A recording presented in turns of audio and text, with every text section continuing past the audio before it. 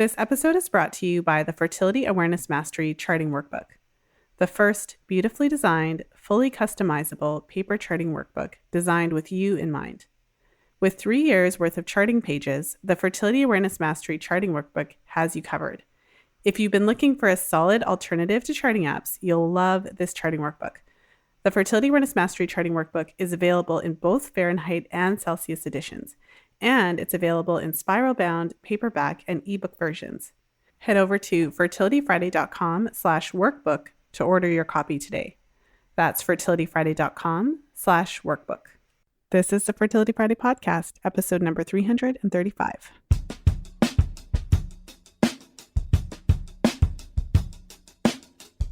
Welcome to the Fertility Friday podcast, your source for information about the fertility awareness method and all things fertility. I'm your host, Lisa Hendrickson-Jack. I'm the author of The Fifth Vital Sign and the Fertility Awareness Mastery Charting Journal. I'm a certified fertility awareness educator and holistic reproductive health practitioner with nearly 20 years of experience teaching women to connect to their fifth vital sign through menstrual cycle charting, balancing hormonal health, and optimizing the menstrual cycle without hormones. I'm outspoken about hormonal birth control and its impact on fertility and overall health because you have the right to know how your body works and how artificial hormones disrupt that natural process. I host live coaching programs to help you achieve optimal fertility and health because it's important to have healthy menstrual cycles regardless of whether or not you want to have babies. I'm also a wife and mother of 2 beautiful boys. I know, I'm a busy girl, but I managed to fit it all in. This podcast is designed to empower you to take full control of your cycles, your fertility, and your overall health. And I'm so excited that you're here with us today.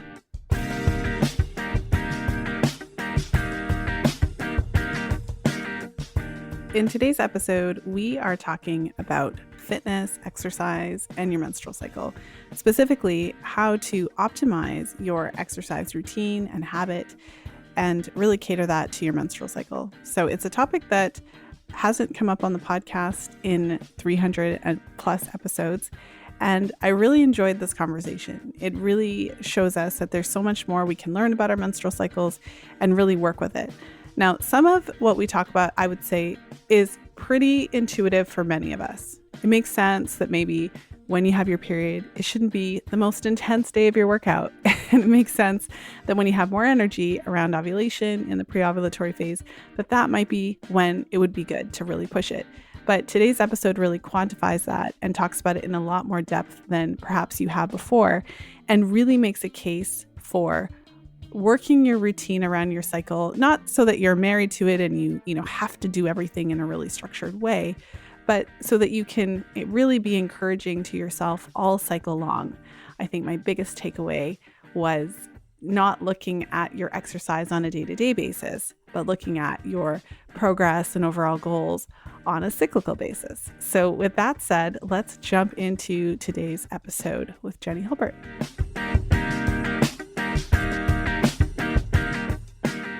And I'm excited to be here today with Jenni Hulburt. She is the founder of Wild Wellness. She is a holistic fitness specialist and natural health advocate who helps women live and sweat in sync with nature. Love that. She has a bachelor's and master's degree in exercise, science, and sports psychology, and is a top-ranked wellness advocate with doTERRA essential oils. Well, that's interesting too. The Wild Wellness podcast programs and products are for women mindfully exploring holistic health and seeking to embody what nature has always modeled. It's not a sprint, but a cycle.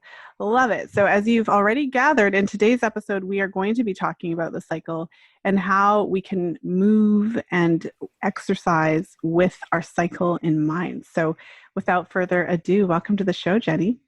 Thank you so much, Lisa. And so happy to be here with everyone listening.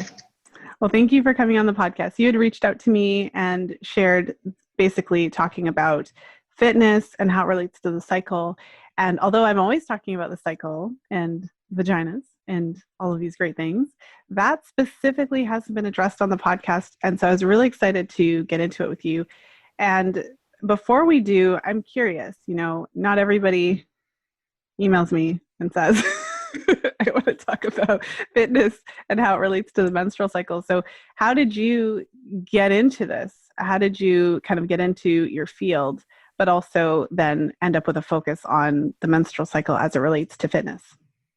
Yeah, back when I was deciding what I wanted to do in life, do for my work as I was heading into college, I knew I wanted to help people with their health, but I first actually started out more on a pre-med track. And then it was within that first year that I narrowed down and realized I wanted to sort of shift gears, still help people with their health and wellness, but more so in fitness. So my bachelor's degree is in exercise science, my master's in sports psychology, as you heard, and I became a personal trainer.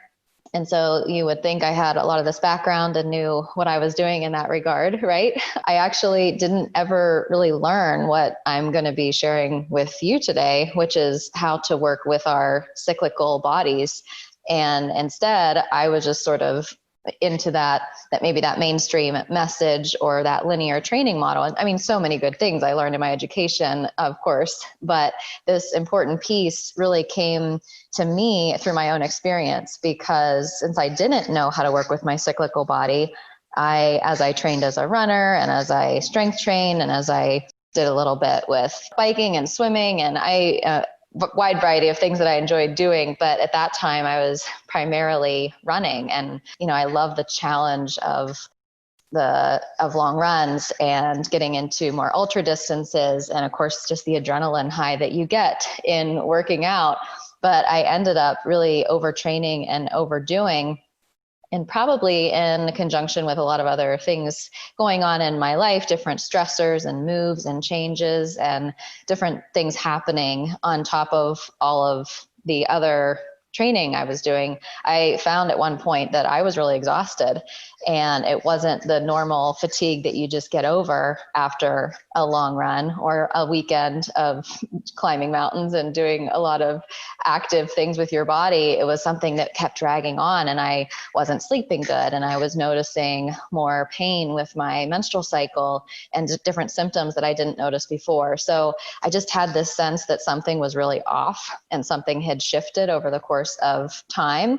And as I look back, it was probably many years. It wasn't just that one moment where it just switched, but still I had to learn a different way, and I had to slow down and figure out how to do it healthier instead of harder. And that's really what led me to understanding more about our menstrual cycle and how that affects the way that we work out and the way that our body feels throughout the month. And in that, so many other things, which I know you all learned from Lisa, which is learning how to live more in conjunction with everything in our cycle, so that we're not sacrificing our well-being along the way. So that's sort of how I came to this. And yes, my mantra is now it's not a sprint, it's a cycle, and helping women to understand really how to do that with movement. Mm-hmm. That's awesome. I love that you came to this through experience and through intuition. I mean, I don't love that you had to kind of burn yourself out and have that experience. But one of the things that, I haven't talked a lot about fitness on the show per se, but it comes up in a lot of my client work. So I'm talking about fitness and exercise in different ways when I'm working with women. And the reason for that, just to kind of give a window into what I see, is that I teach women how to chart their menstrual cycles for birth control, for conception, and for optimal health. That's like the soundbite, right? And so we're looking at the cycle. The cycle is the center of the client sessions. So when I'm in with a client, we're looking at what's happening before ovulation, after ovulation.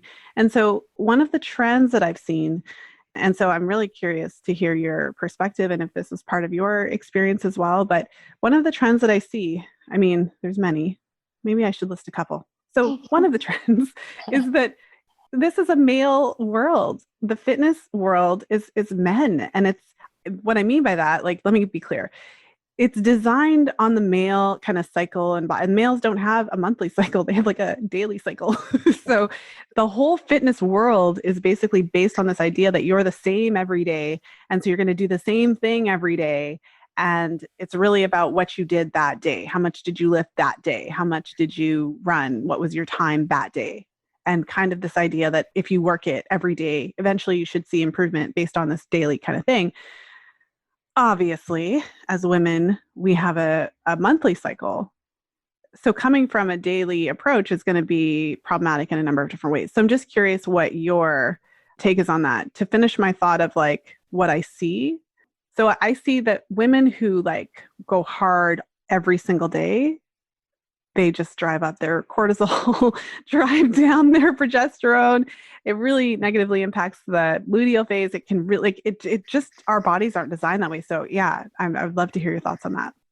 Totally. You're describing me years ago before I understood this, because that's how I did it. And it's just so interesting because I was just talking today on a training about really how to work out with adrenal issues. And just one piece of that was sharing how we don't have to always end a workout feeling exhausted and feeling like that good sore that we might describe it as, like we did something, and just reminding listeners that just because if you are a little sore, that's fine. But at the same time, just because you're not doesn't mean that you didn't do an effective workout, and it still can be effective in so many ways. But yes, what you're describing is exactly what I started to notice. And it was after I started to actually learn more about the menstrual cycle and my cyclical patterns that I thought about fitness culture. And I'm like, oh my goodness, what I've been taught and what I see is a linear approach. It's not cyclical. It goes from a lower point and, you make incremental changes kind of going up in a linear fashion, and it doesn't take into consideration those cycles. And that's one of the biggest mistakes I think that women especially can make in a training plan, is following that linear pattern that was designed well for a man's body and their hormones, but not for ours.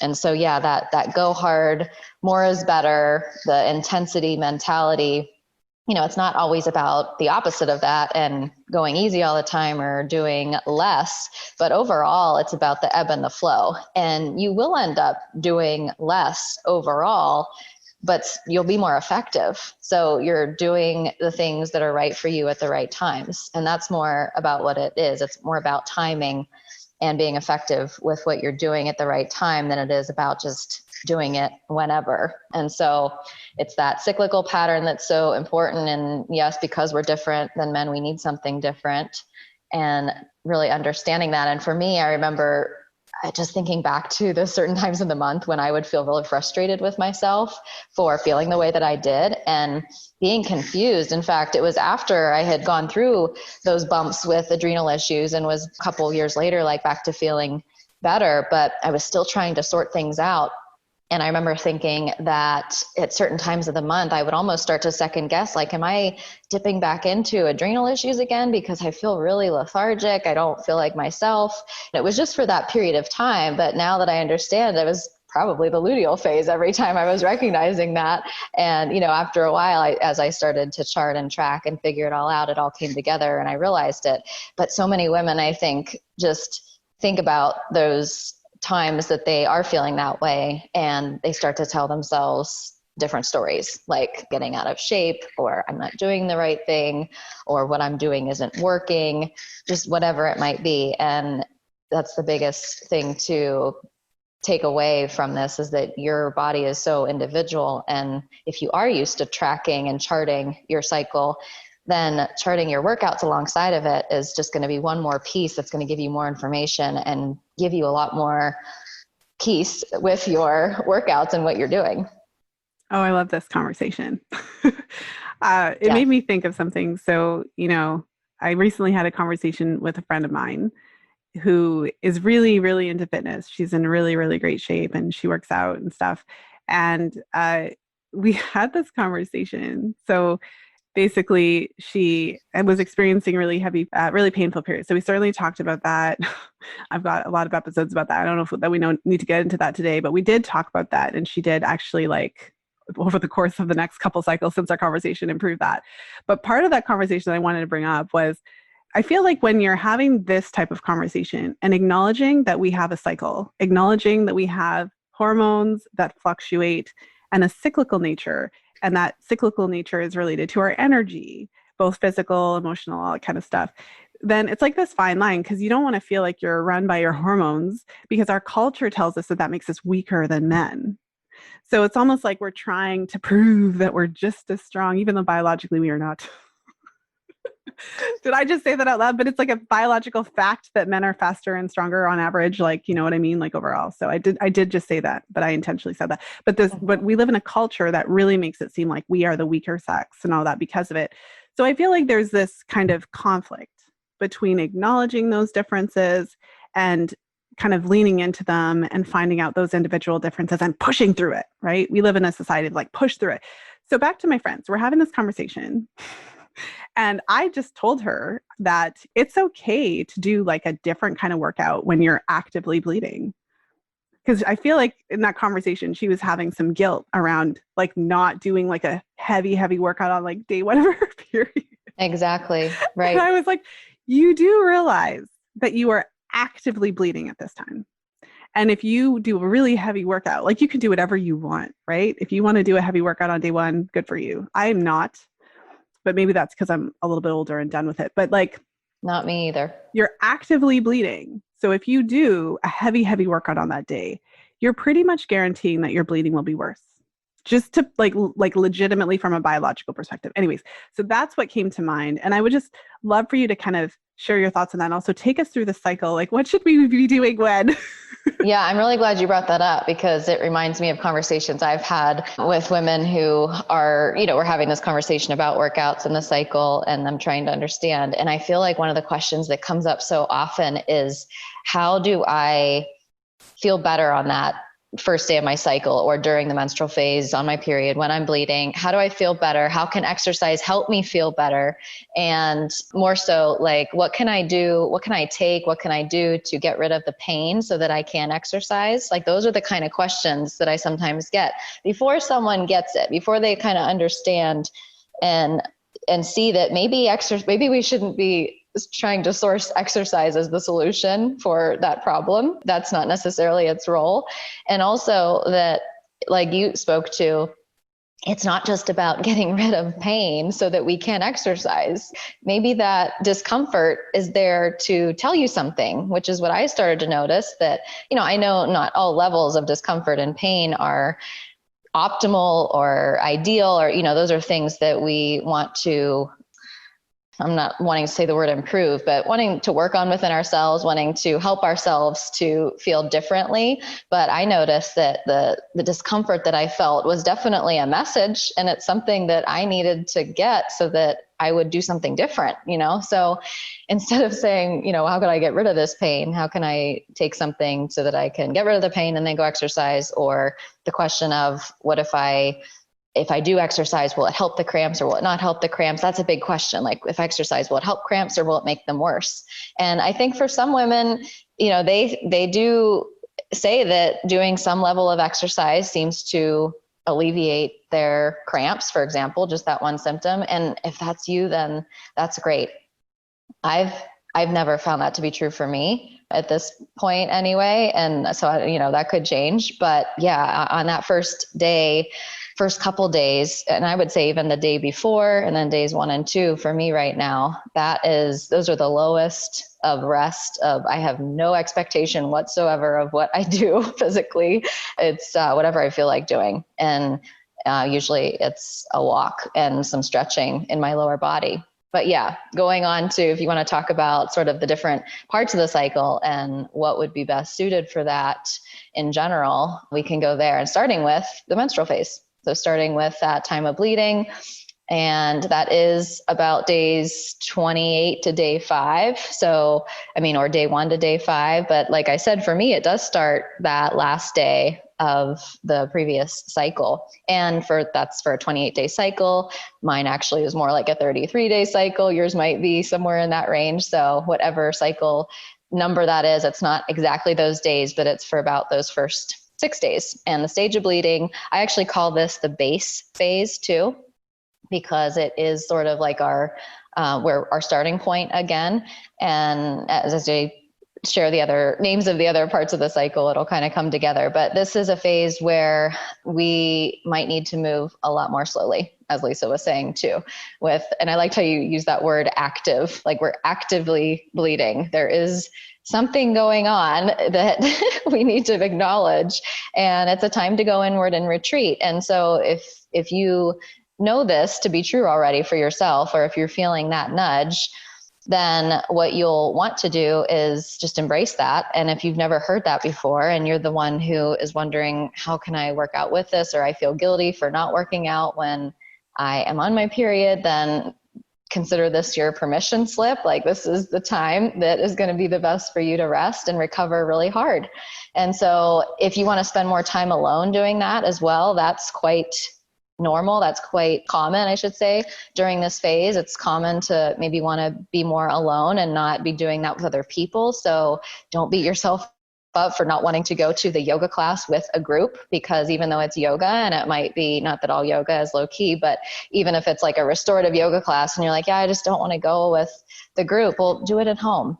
Do something that's a virtual class instead, or pick it up that way. So things that are going to be restorative, and as I mentioned earlier, things that are focused on the lower body too, and more grounding movements that might be close to the floor. So literally being on the floor, maybe in like pigeon pose, if you're familiar with yoga, or a low lunge to stretch the hips. Things that are maybe on your back and just gently twisting the legs like side to side, stretching the back, and do basically what feels good. And like I said, maybe that is a walk. A lot of times I like to walk near water if I can. I feel drawn to that. And I noticed after several times of doing that I was always drawn to doing it during that time of the cycle. And I think it's because of the element of flow and water, and that being so tied in with our cycle.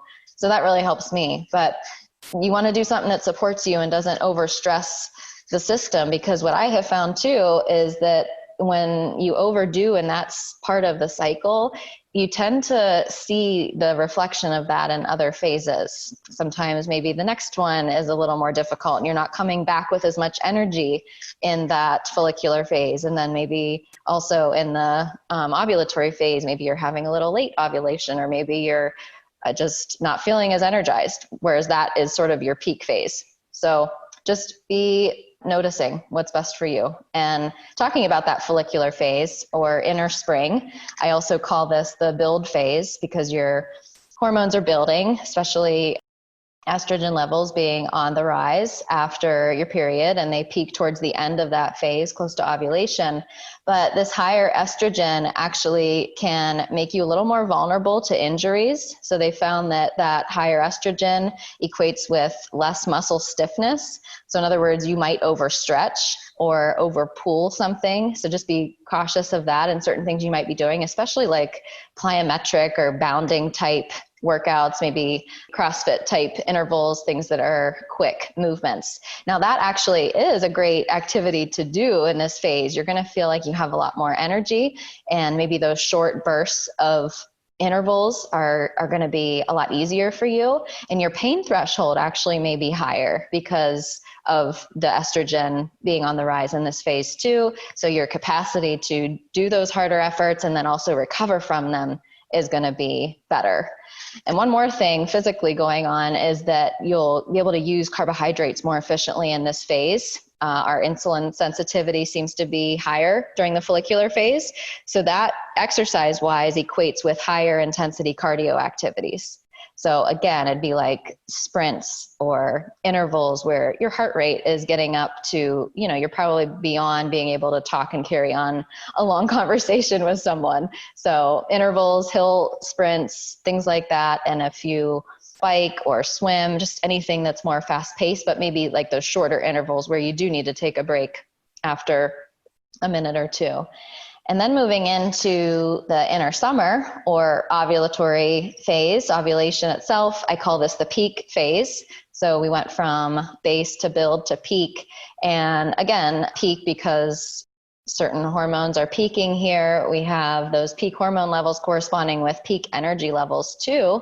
And to take advantage of that during this more young phase, really, if you've heard me now talk, the follicular and the ovulation phase here are really the more maybe masculine energy, young phases of the cycle, whereas the next one, the luteal phase and the menstrual phase, are more yin. So if you enjoy exercising with other people, this would also be a great phase to get out with others, do more group classes. You're going to feel more energetic, more magnetic, just every day in your life. It's a phase where you're going to feel more like doing those outward things. So when you think of this phase, think of doing things that really do challenge you. This is the best time to do it. And doing challenging things really can give us great confidence. I always like to remind people of that, because when we match our ability to meet a challenge with the challenge itself, then that's when we get that great confidence. But when we try to do something hard when we're not able to meet the challenge physically, then that's not so good for our confidence. So don't try to do those challenging things when you're in a phase that it's just not going to line up for you to do the best or most optimal that you could do in other phases. So try to do it in these phases. If you have a race plan, that'd be a great time, or just do something that's more of a personal PR, a harder effort in some way that is going to give you maybe some indication of improvement or something that you've been working on that you can be proud of in that way. And also in this phase, we talked about a little bit just in the last phase, in the follicular phase, maybe more sprints and shorter activities. This one may even be more suited a little bit for those higher intensity, but not high intensity like sprints, maybe more endurance based activities, longer things. So longer runs, longer hikes, longer bike rides, and just doing maybe even a longer class and in general, higher intensity yoga class. Like I said, yoga is not always low intensity. It could be a higher intensity thing. And now the last phase that we're dipping down into before the menstrual phase again. This is the luteal phase, premenstrual. I also call this the recovery phase for a very good reason. So this is the one that is often the most challenging because we kind of come careening off of this high summer energy. This is how I feel it anyway. Most of the time I'm a natural, like that's my vibe. I'm an Aries. I am a generator in human design. I have a lot of energy most of the time when I'm at my best. So this phase is a difficult transition for me at times, especially when I wasn't aware of it. But even now I have to be really cautious and really just mindful, I guess is a better word, of when I'm approaching and what's going on and what my body really needs, because your hormone levels are going to begin to dip down. Of course, progesterone is actually going to rise later on, but this sort of up and down of the hormones in this phase can often throw us off energy wise a little bit and make us feel a little more sluggish. And maybe some other things too. You might be experiencing some of those premenstrual symptoms, bloating, your mood may be off, you may have breast tenderness that could affect your ability to want to move, just a lot of things that you might be dealing with as you're on your way to better hormone health and fertility. So this phase is a time to really be careful to moderate your exercise again, to not overdo it, to not go too intense. Moderate, lower intensity, maybe longer is better. So whereas maybe you went for a really long hike that was more intense before, maybe you'll do that, but it's, you're chatting with someone along the way, you're chatting with a friend and you're just keeping it conversational. And I also think of doing things in this phase that are more based on maybe a specific area that we're working on in our bodies. So maybe it's stability in our core, in our pelvic region even. Maybe it's actually focusing on alignment when we're doing Pilates or yoga, or maybe we have like an injury that we've been ignoring throughout the cycle or throughout other months, and we really need to focus on it. So it kind of has the sense of giving us a project, like giving us something to focus on that's not, we feel like we're being productive in a way. We don't always have to feel that way, but I think as we're sort of transitioning out of a little bit of this cultural mindset of like, it needs to be productive and effective, and I need to feel like I'm doing something, it maybe can help to do those kind of things that are really suited to you and really individualized to what your body needs.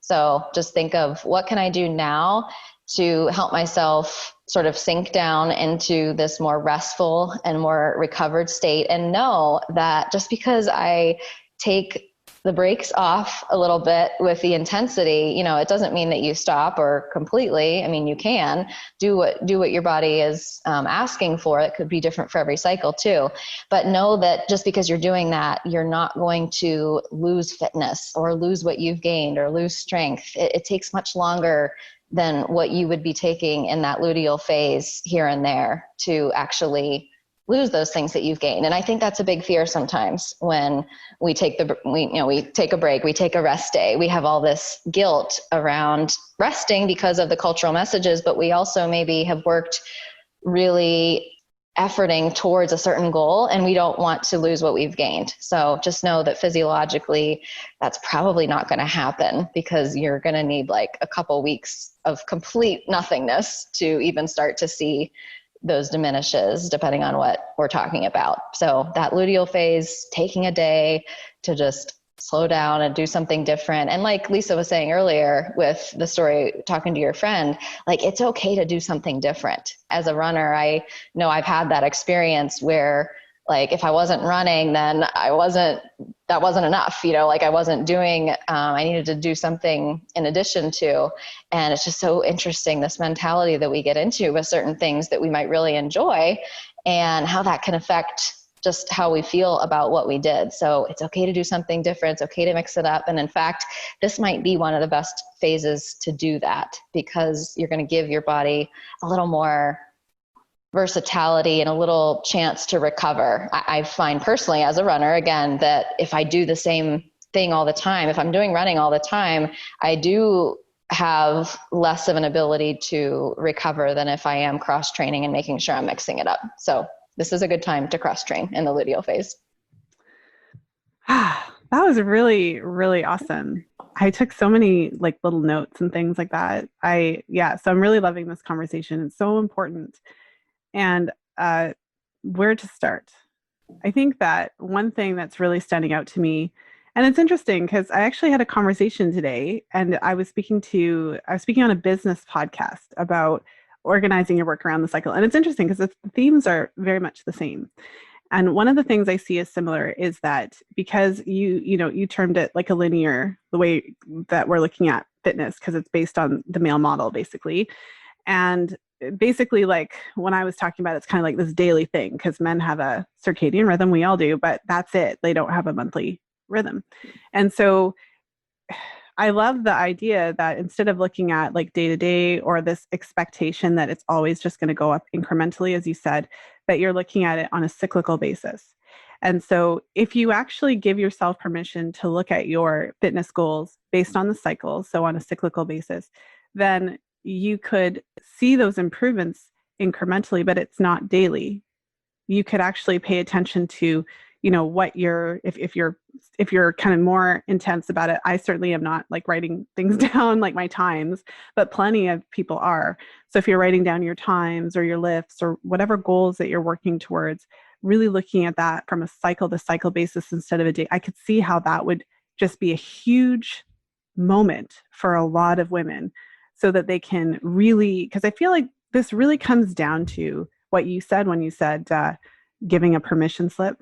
I feel like that's like, it's almost like this is what this whole conversation comes down to, because it's like you actually have a cyclical nature, whether you like it or not, whether you are in agree, like if you didn't ask for it, but like you literally do. Like if you are living in a female body, you actually have a cyclical nature.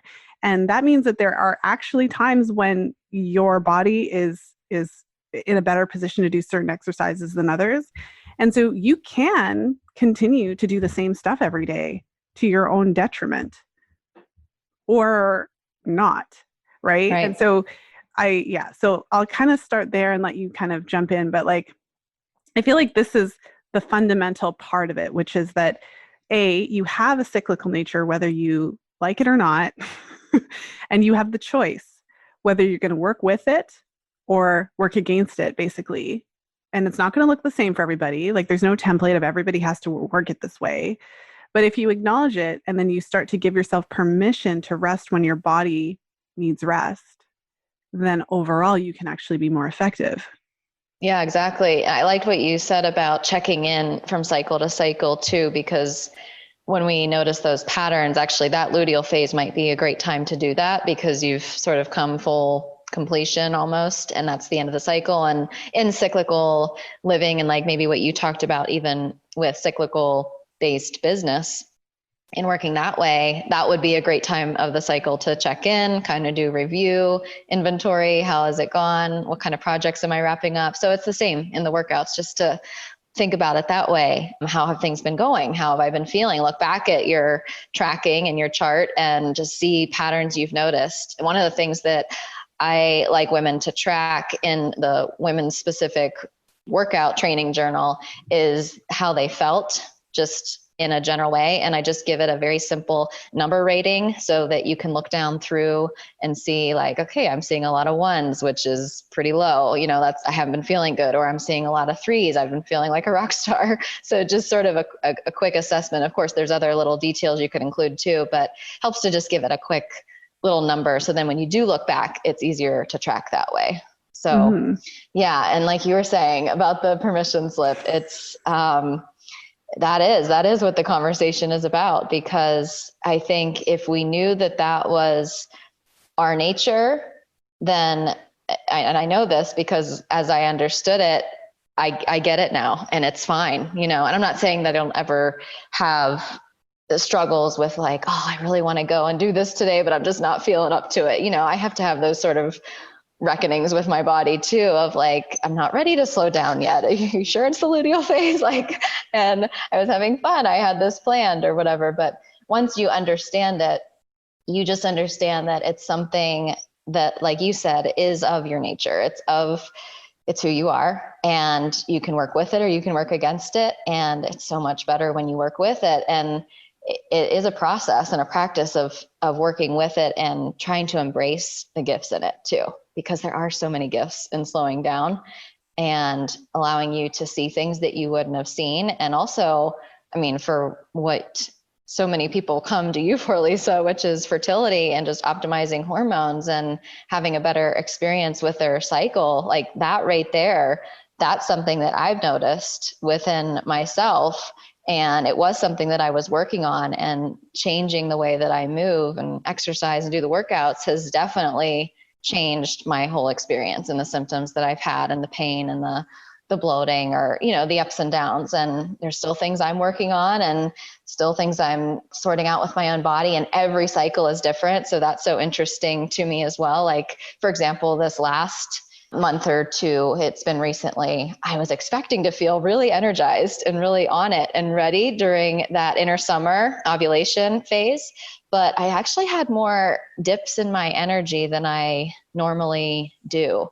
And I also ovulated late in that phase. So it's just like things I'm noticing, like, okay, well, what was going on for me in the follicular phase? What was going on? And because when you track, you can see those things. It's very helpful to note what might have been going on with your life, what other stressors might have been there, what you were doing for workouts, and maybe, was that the best thing or was it not the best thing? And I still have those days where maybe I'll do something and think it was the right thing for me to do workout wise, but then I'll just be like depleted the rest of the day. I had that happen recently, and I could beat myself up and say like, I know better. Like, why did I do that? But at the time it felt like the right thing. It felt like it was going to be okay to do that. And I think I was just in one of those phases of the cycle where it's a little tricky to know at first, and we're all figuring this out, and our bodies are very complex. So whether I had a dip in some hormone shifting and I was sensitive to that, or whether I did just overdo it and needed something different that day, whatever it might be, but all we can do is adjust from there. I take note, and maybe I'll try something different next time and move on from that way. So I think that's one of the important things to remember, is that it's not always going to be consistent. Like what I gave you as that picture of how we might feel and what might be optimal for exercise in each phase is obviously very individual. And then it's individual to your cycle, because it could change month to month. I wanted to pop in with a quick message from today's sponsor, Audible. Did you know that you can listen to The Fifth Vital Sign for free when you sign up for a 30-day trial with Audible? Head over to fertilityfriday.com/audible for details. That's fertilityfriday.com/audible. Now let's jump back into today's episode.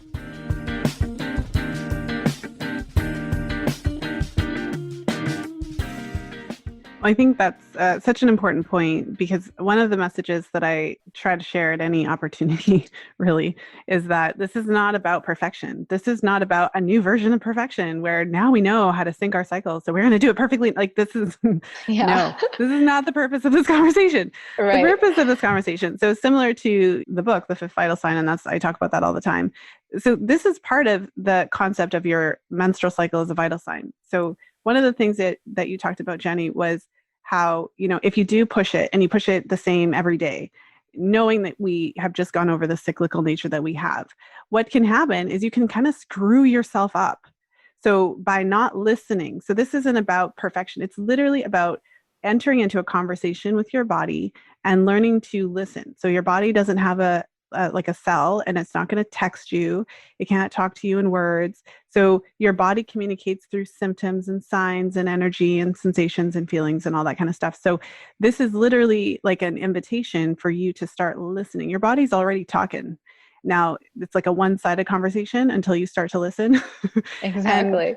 so this is really what this is about. So there's no template for you need to do this type of exercise in this phase, and you need to do this type of exercise in that phase. One of the things that I wrote down that was really interesting is when you talked about how the different hormonal changes can affect how your muscles respond. And you mentioned that in the pre-ovulatory phase, when our estrogen is going strong, we can have less muscle stiffness, meaning that you basically have like more capacity to do a lot more things. And that could certainly then influence the type of exercise that you do. And what I think is really fascinating about just the way you took us through the cycle is that you could give yourself a general roadmap. You don't have to be married to it, like as if it's like a rule or a law, but you could give yourself that general kind of like understanding, and you could play with it. I could try to do more of these like high intensity interval training. I could do the things that are really challenging. I could do all of those things that are really intense during this time. And that might be a better time where I can actually do that and handle it and feel really good about it. And then if you think about it from a cyclical nature, then you can also organize a lot of different activities that are less intense. Like you said, I loved what you said about coming up with a project and really kind of optimizing it so that you have a balance. And it's interesting because even from that perspective, you could have a balanced cycle as opposed to a balanced day.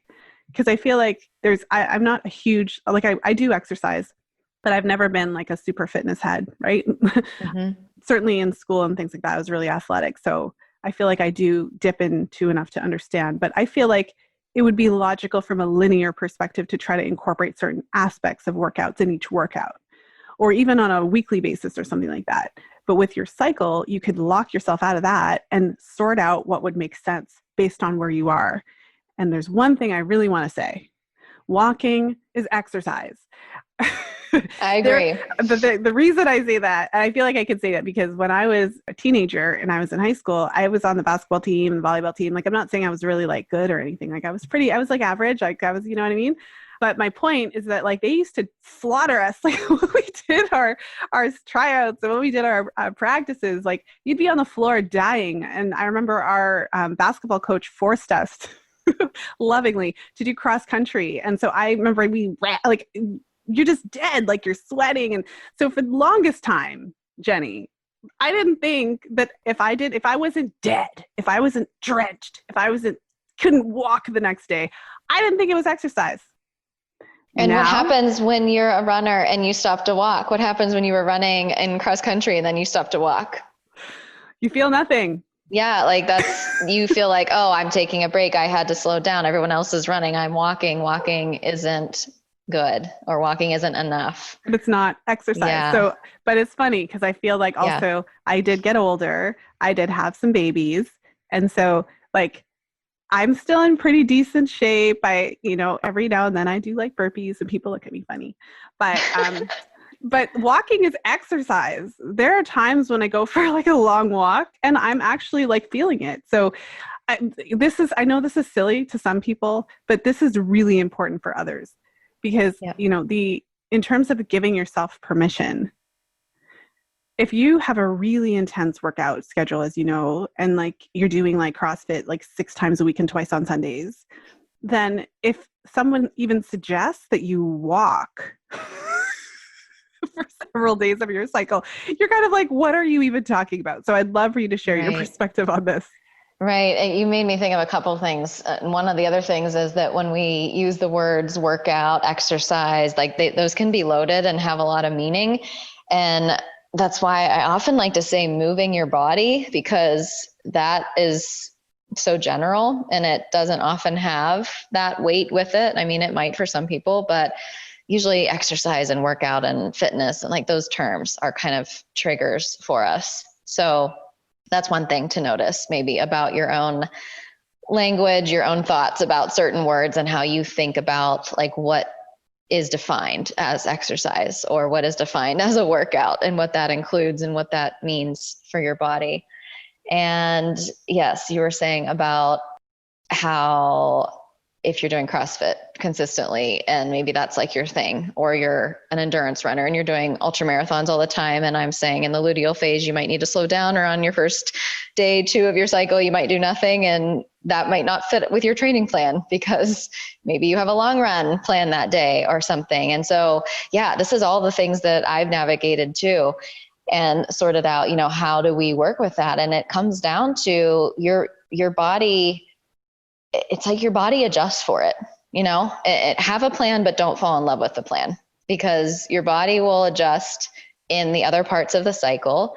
And you need to maybe adjust that too. That's why it really is important to have a plan if you are training for something, so that that you're making incremental changes in a progression that is healthy, and you're not just taking these leaps that are random and ending up with injuries and not doing something that's a healthy progression. But you do need to take into consideration what parts of the cycle that you're in. It can't just be the linear plan that you might have got downloaded from an online website for Couch to 5K or how to run, train for a half marathon or whatever it is, because that's not going to be the right kind of plan for you. Now, you could adjust it if you knew enough about adjusting that plan to your own cycle and, fixing it so that you were adjusting around those times when you knew you might need to take some rest days or lower the mileage or whatever it might be, but you're still probably going to not get it exactly right. I mean, I just know this from my own experience. You're still going to have to pay attention to that and listen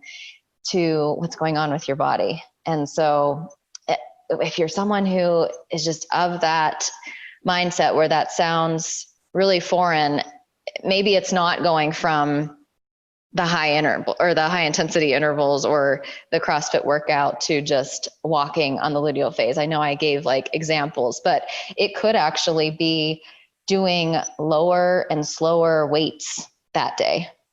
And it could actually be doing half of the workout instead of the whole thing. Or it could be just doing the warm up and seeing how you're feeling and then deciding what you're doing. I do that a lot, especially during those times when I'm not quite sure where I'm at yet.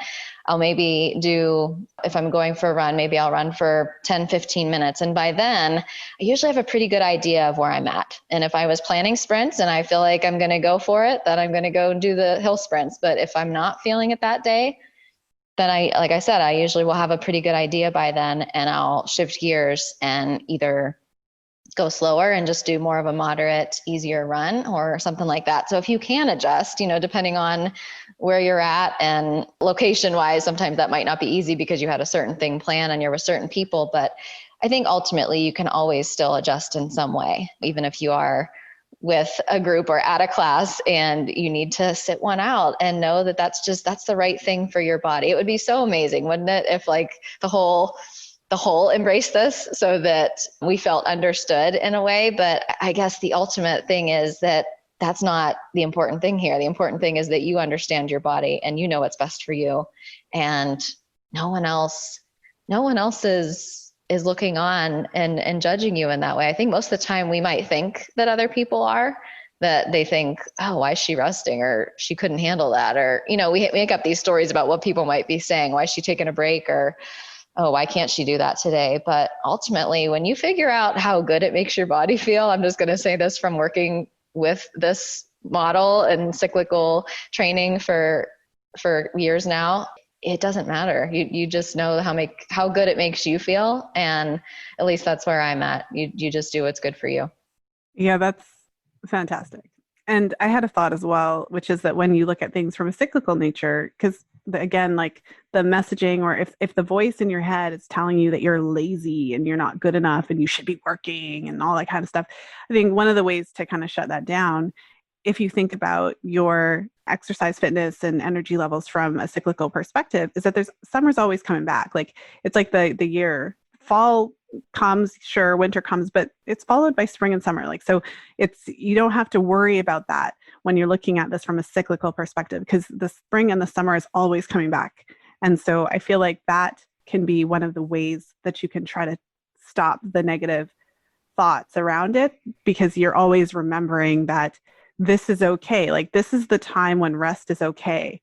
I will be back in that spring summer phase. I will be back to my like high intensity self. So I feel like that's really important. So there's so many questions I could ask you, but at some point I'm going to have to let you go. I just wanted to talk and get your thoughts around weight loss, because so I'll share just a couple of thoughts and a couple of things that I've seen. So, a lot of women work out pretty hard for the purpose of losing weight. And we live in a culture that basically says that it's a math equation. So we have to reduce the caloric intake and then we have to exercise until we kill ourselves. And this is the recipe for weight loss. It's obviously not the recipe for health, though. And so what I see oftentimes, and one of the challenges with trying to optimize your cycle while balancing, workout, particularly if you're at like an athlete level, I often say this to my clients, if you're working out 4 or 5 times a month, like, or 4 or 5 times a week, like intensely, that's athlete level. Again, whether you identify as an athlete or not, that's athlete level, because you have at least 6 friends that are just like, oh, hell no. Um, that's too much for me. So my point is that one of the challenges is that if you're working out at an intense level, not all women know that that often requires an additional, like the equivalent to an additional meal from a caloric standpoint. And also, it's interesting because a lot of women try to lose the weight, but they end up doing a certain type of exercise every day, like the linear model we talked about, and they end up gaining weight. I'm sure you have a lot of thoughts about that. And I think this would be a nice place to end off, because I'm sure that we have some listeners that are wondering about that. Yeah, it's more involved than just calories in, calories out. And you don't say. our hormones have such an effect. I'm thinking honestly back to when I started to have adrenal issues, I noticed weight gain on myself in certain areas, like especially around my hips and like lower abdomen. And it was like, what's going on? Like I'm working out the same, I'm eating the same, I'm eating well, I'm working out a lot. Like what's going on? Why is my body changing? And so why was it changing? Well, it was changing because my cortisol was consistently very high. I was pumping out adrenaline all the time. And then over time that shifted to low cortisol too, but hormones were off. Let's just say that. And so, yeah, if you are in that place where you're wondering like, what's the balance for you? And if that was your question, Lisa, like, where's the balance with workouts? If weight loss is your goal and you know that you do want to move your body, but you don't want to do it too much, I guess that is my message. Like you do want to move your body. Everybody wants to, and not for weight loss, but for health, that's going to be a part of your healthy lifestyle. And it's fine if you do want to have a body transformation goal and you do want to lose weight, and workouts, exercise, moving your body is a part of that's going to support you in doing that.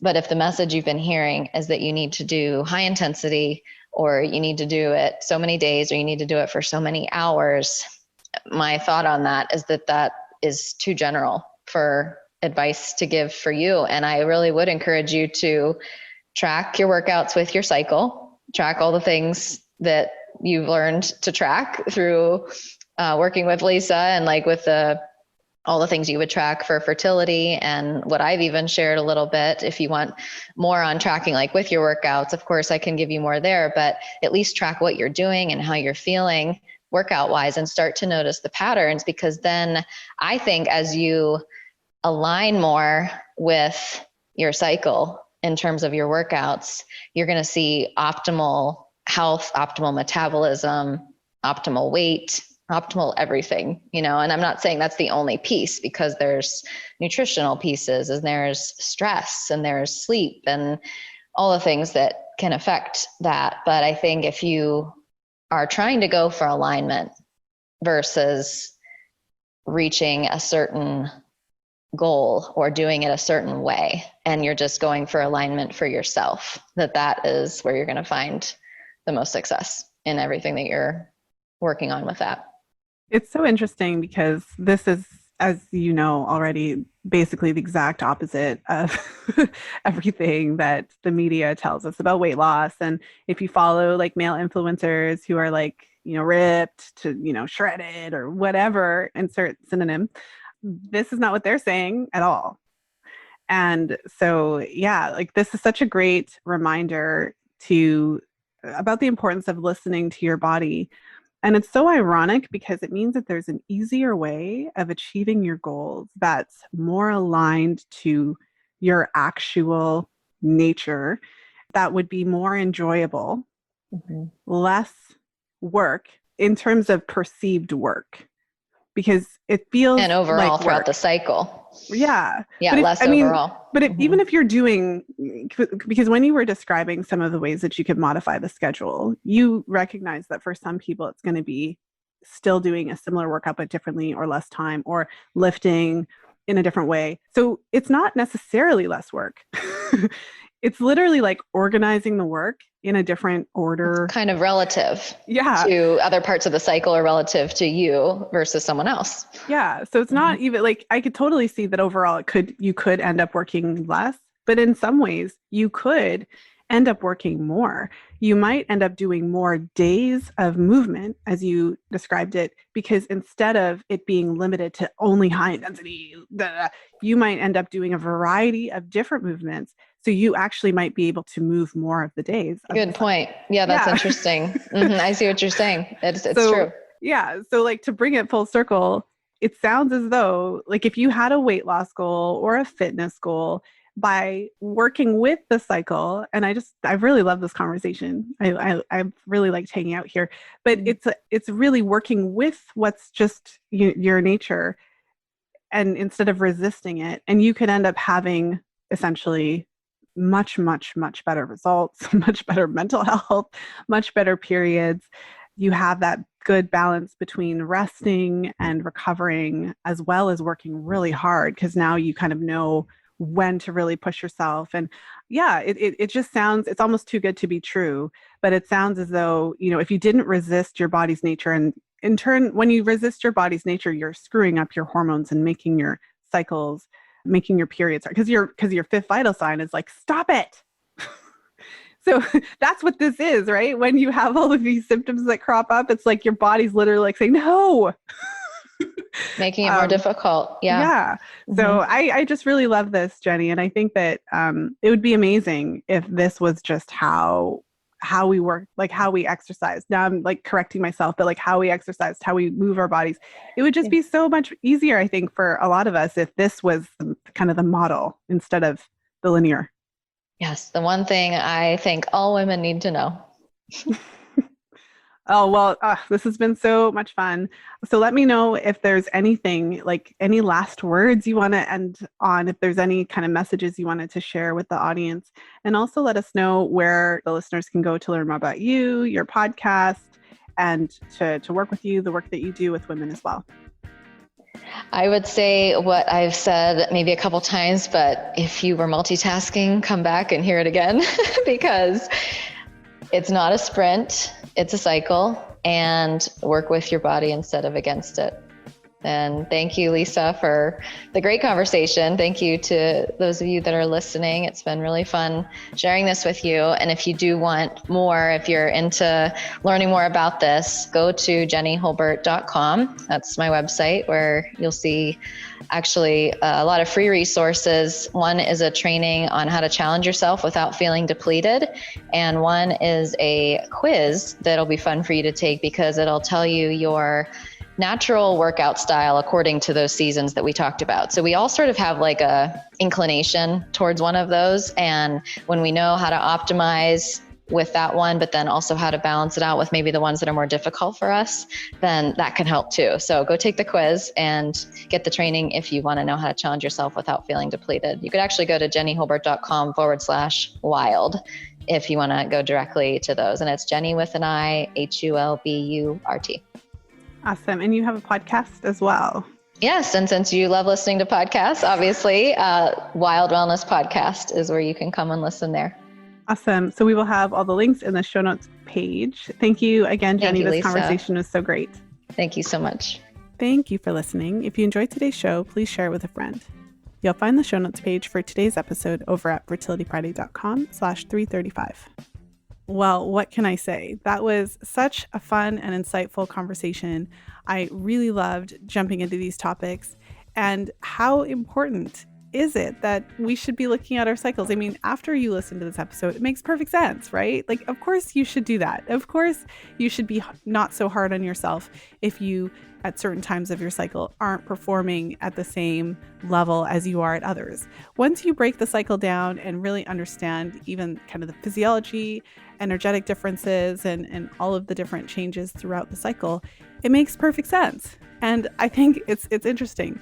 This goes hand in hand with last week's episode with Elisa Vitti, because it's really about giving yourself a break. I feel like that's like the biggest thing. It's like, instead of being so hard on yourself and beating yourself up for not being productive every single day, for not being energetic every single day in the same way, for basically not being a man, we can appreciate our cyclical nature and start to work with that and give ourselves tons of grace at the times of our cycle when maybe we don't feel that energetic or we are not as productive in whether it's exercise or other ways, and really just acknowledge this cyclical nature that we have.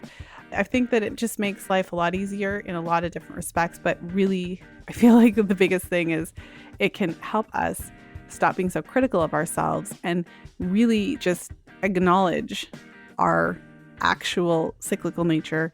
And it doesn't mean, okay, for 1 week out of the month, I'm not going to do anything. Like, it doesn't mean that, but it means that we can just be more reasonable and, I guess you could say, intentional with our, whatever aspect of our lives that we're looking at, whether that's fitness, whether that's work, balancing our productivity, whatever the case is. So I hope that you got definitely something out of today's episode. I know I did.